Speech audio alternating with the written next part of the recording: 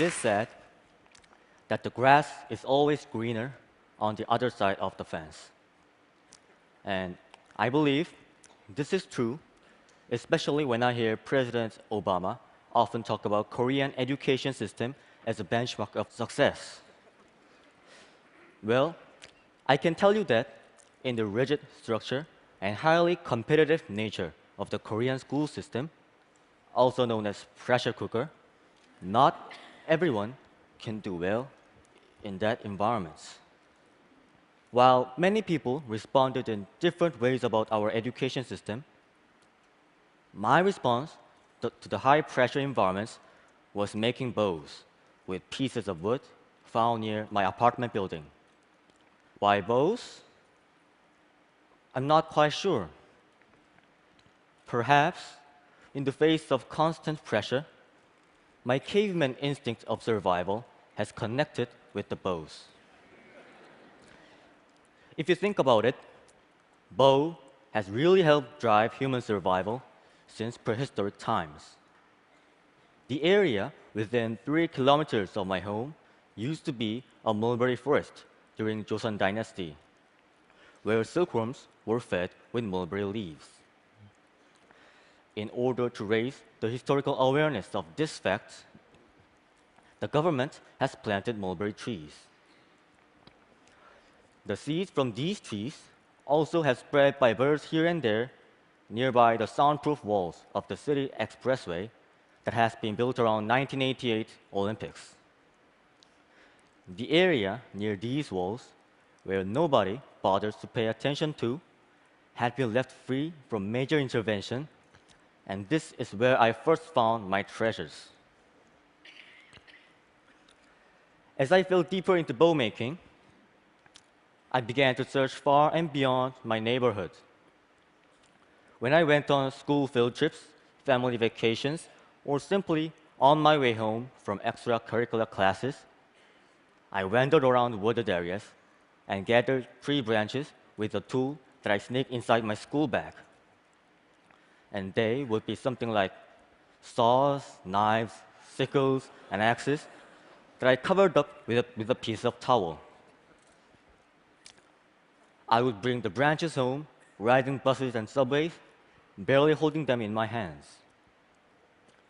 And I did not bring the tools here to Long Beach. Airport security. In the privacy of my room, covered in sawdust, I would saw, trim, and polish wood all night long until a bow took shape. One day, I was changing the shape of a bamboo piece and ended up setting the place on fire. Where? The rooftop of my apartment building, a place where 96 families call home. A customer from a department store across my building called 911, and I ran downstairs to tell my mom with half of my hair burnt.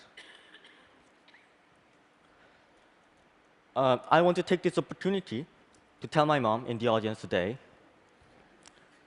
Mom, I was really sorry, and I'll be more careful with open fire from now on. My mother had to do a lot of explaining, telling people that her son did not commit a premeditated arson. I also researched extensively on bows around the world. In that process, I tried to combine the different bows from across the time and places to create the most effective bow.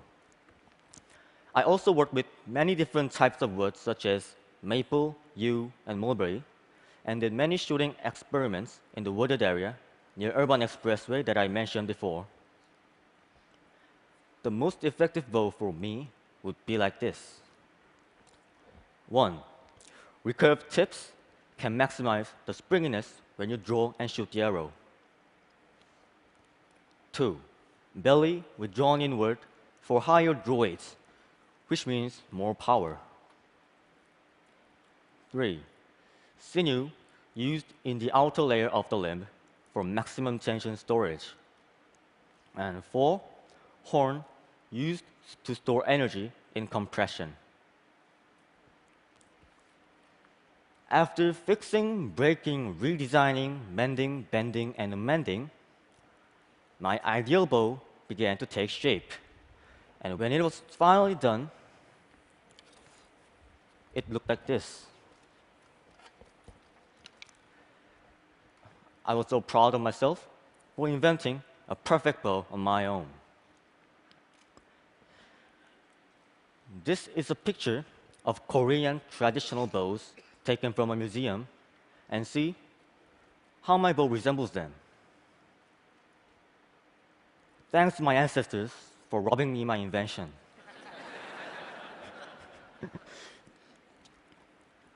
Through bow making, I came in contact with part of my heritage, learning the information that has accumulated over time, and reading the message left by my ancestors were better than any consolation, therapy, or piece of advice any living adults could give me.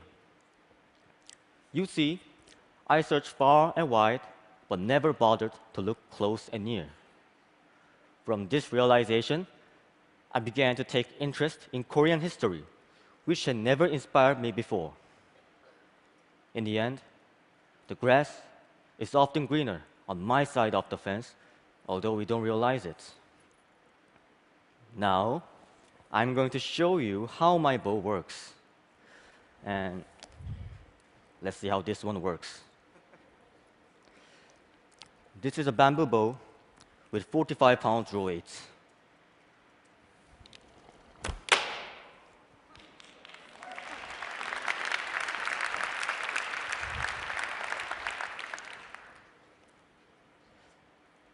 A bow may function in a simple mechanism. But in order to make a good bow, a great amount of sensitivity is required. You need to console and communicate with the wood material. Each fiber in the wood has its own reason and function for being, and only through cooperation and harmony among them comes a great bow.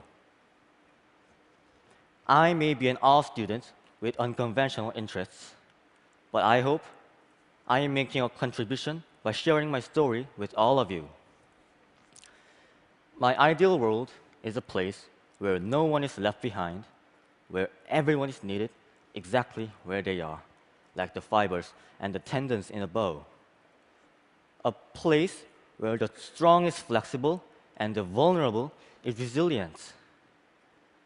The bow resembles me, and I resemble the bow. Now, I'm shooting a part of myself to you. No, better yet, a part of my mind has just been shot over to your mind. Did it strike you? Thank you.